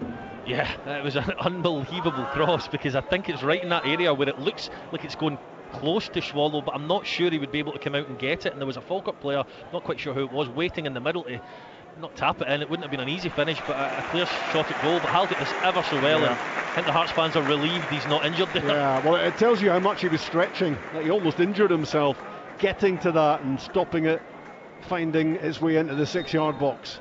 A Falkirk corner on 79 minutes, fired in from the left side, still not cleared by Hearts. Back into the mix it goes. Halkett got his head to it. Spittle with a tired looking clearance, and Falkirk have it again with Ethan Ross on the left hand side. Cartwright, Dylan Tate flicks it in the direction of McCann, who spins away from Kizaridis. Dylan Tate again looking to prompt from the midfield for Falkirk. Far from down and out are Falkirk. Great challenge by Chesnikov, the goal scorer, on Ethan Ross. Long ball downfield from Hearts, and it's going to find its way through to Scott Bain. Well, very much at the business end of this match. Lots of talk about the business end of the league season. Falkirk racing into a possible scoring position, and it's another brilliant bit of defending from Stuart Findlay, who may have hurt himself in the process. He had to get there in the nick of time, and he did. Yeah, I've heard from a couple of people inside Hearts that Stuart Findlay's as quick as they come. He's quite deceptive in the way he moves, but he's rapid. And I think the Falkirk player thought he had the beating of him for pace. I think he's going to struggle here though, because that's a hamstring, and he can't make that any worse. It looked like he pulled up with a bit of cramp. He needs to be careful, Stuart Findlay, and think about the bigger picture. If he's pulled a muscle there, he's got a strain. Corner kick, Falkirk out swinging from the right hand side, dropping for Ethan Williams, and the follow-up header flies over the top. Barney Stewart with a half a chance to make it 1-1. I think he should do better. I think he should at least hit the target. It's very difficult to put that one down, but he's not had many sights of goal. Pierre Landry Kabore is going to be coming off the bench for Hearts. Blair Spittle, one of the players going off. Thomas Magnuson as well. They've put in a lot of effort into this. So Denny McInnes freshening with 10 minutes to go. Yeah, I think he's just looking to get a little bit more control in the game, Rob, and retain possession. You know, they've not strung 5-10 passes together well enough today, but they're still doing enough to win the match. However, it's going to make for a very uncomfortable 10 minutes or so if they can't get a hold of the ball. And as advertised, Jordi Altena takes that right back position. Well, Hearts have been ahead since virtually the last touch of the first half. Is that one goal going to be enough? It looks as if it might have to be. Hearts unable to add so far to the goal. Stuart Findlay is down again, so this could be a big worry for Hearts, not just about this game but moving on, because they've got enough VIP names on that injured list. Yeah, I said it straight away. If you've got a hamstring injury, even if you feel a tweak, it's one of these. It's not like an impact injury, Rob, where you just see the game through, you get the ice on it, you do the contrast bath, and you get the swelling down, and you can go again. If it's a tweak of the muscle and you continue to play and it tears or it gets worse, you could potentially add in 4, 6, 12 weeks to your injury. You know, get yourself off, get a substitute on, get it looked at properly, and minimise the time that you're out, because you could tell straight away Stuart Findlay knew it was a hamstring. Yeah, and they miss him obviously where he plays defensively, but they also miss him as a real target at set pieces up at the other end. I mean, he and Halkett have got 6 goals each so far this season, so that's a big contribution. Jamie McCart is certainly the immediate answer to the issue, because he can play left centre back perfectly well in place of Stuart Findlay for the last 10-12 minutes maybe of this match, but he would be a big miss if he's going to be out for a few games. Yeah, you just don't want a few games to become, you know, the rest of the season. So I think it's a sensible decision from Stuart Findlay. He maybe feels he could get through it, but it's not one that you risk. Absolutely not. We talk about the mark of champions being scoring late goals. I mean, Hearts did that first half.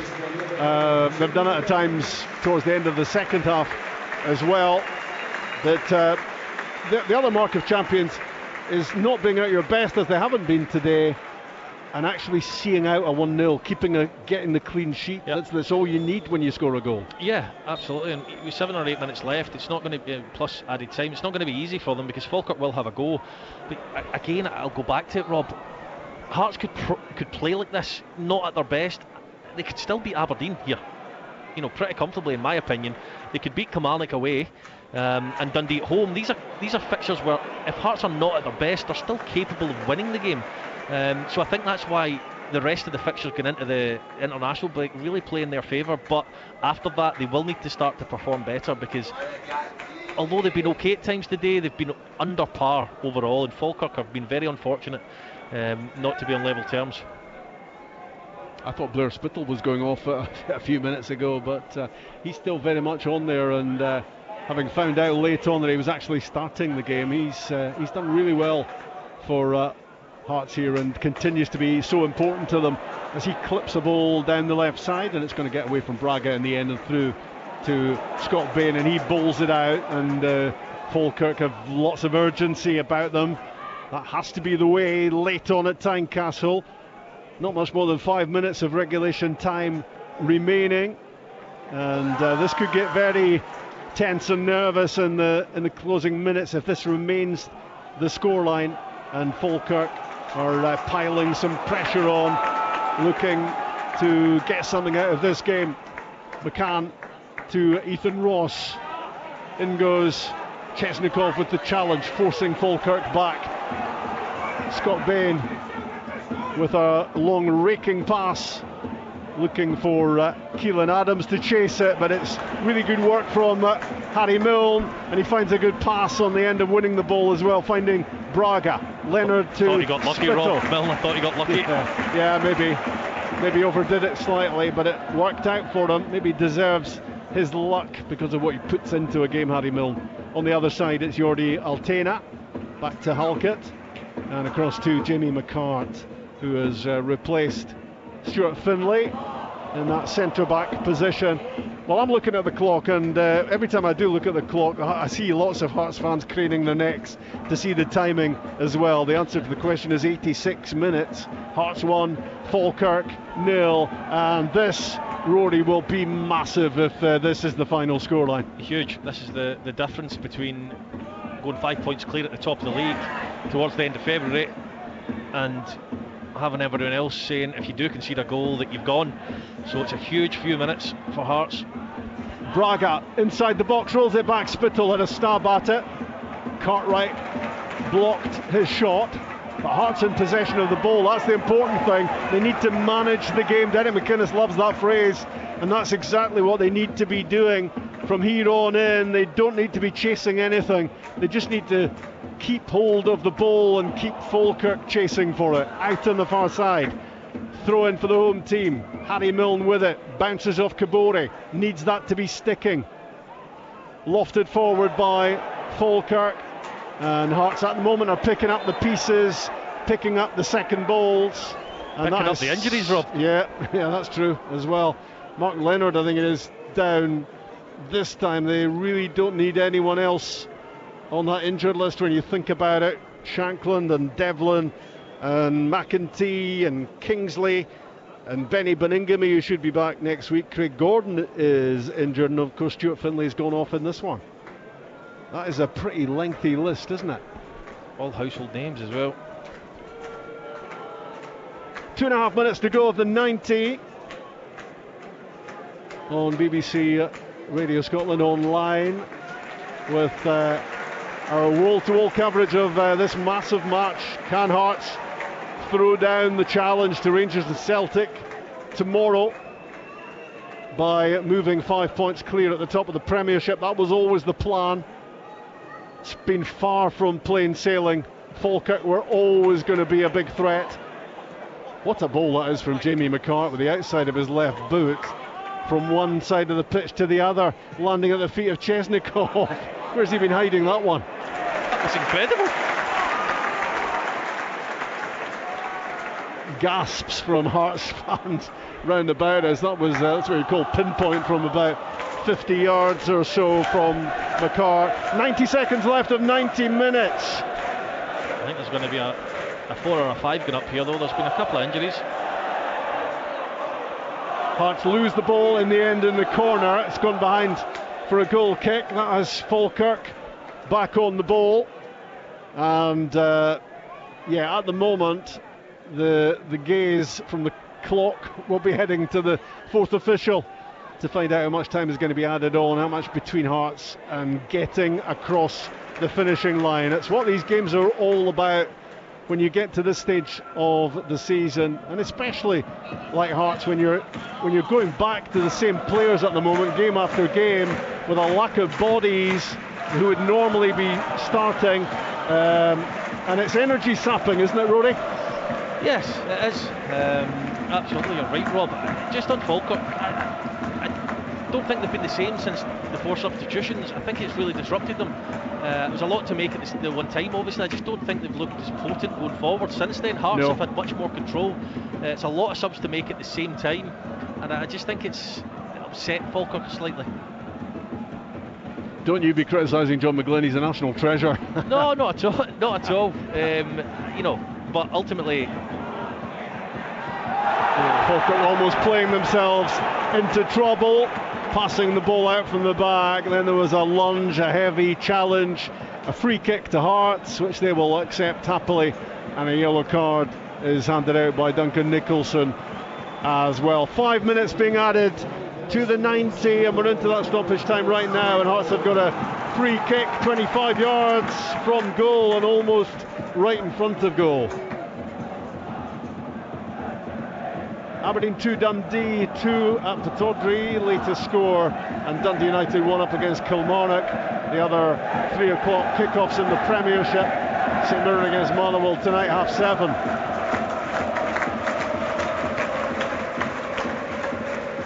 Well, the Hearts fans wouldn't complain if this ended up in the top corner.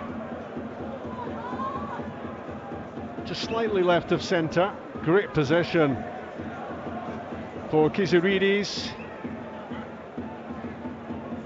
Can Hearts nail it right here? Well, the clock is ticking, which is good news for the Hearts fans. Is there more good news? Up steps Kisiridis, great effort. It was dipping in under the crossbar, and all Scott Bain could do was touch that over the top. Yeah, he moves his feet well, Scott Bain, and he tips it. I just wonder whether he maybe could have caught it. I think he's just a little bit concerned, maybe after last week, a little bit tentative, but I'm just thinking with the time that's left, was it worth the risk to try and catch it? But he does well enough to tip it over the bar. Good enough effort from Kisiridis. Dundee have scored again, 3-2 now at Pittodrie. Ethan Hamilton late on for them. Those would be 3 priceless points if they can get them. Hearts chasing 3 of their own. The corner kick is kept alive by McCart. Flicked in, Braga had a flash at it, shot blocked, still not clear. Claudio Braga's in there again as Falkirk look to get the ball clear. Hearts scrapping for it, Falkirk on the break, and it's going to be a free kick for the visitors as we go into the 93rd minute. Hearts 1, Falkirk 0. Grandstand finish, Rob. Surprised they've not put it forward. That was Blair Spittle who was booked for flinging the ball away. Just looking to run down the clock. Well, some Hearts fans are leaving at this stage. I'm sorry, I don't quite get that. When it's 1-0 and you've still got a couple of minutes to navigate, and there's going to be some reaction as well if 1-0 is the final score, as it looks likely to be, but there's no certainty about it quite yet. Strange that there's so many people leaving with this time to go. Not only because the game's still in the balance and 2 minutes left and Falkirk are capable, but also the team's top of the league, about to go 5 clear. Yeah. 93 minutes played, 2 to go, a minimum of 2 to go as the ball bounces upfield for Falkirk, but all the way through to Alexander Schwallow.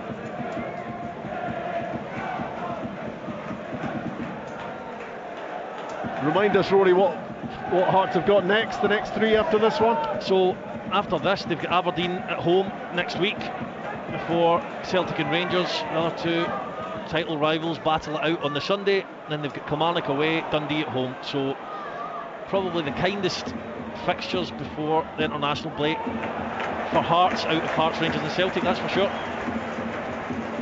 Well, at the moment, Falkirk could be mighty impressive today at Tynecastle. They just can't find the right pass, they can't find the right bit of movement up into attack, and they can't really create anything.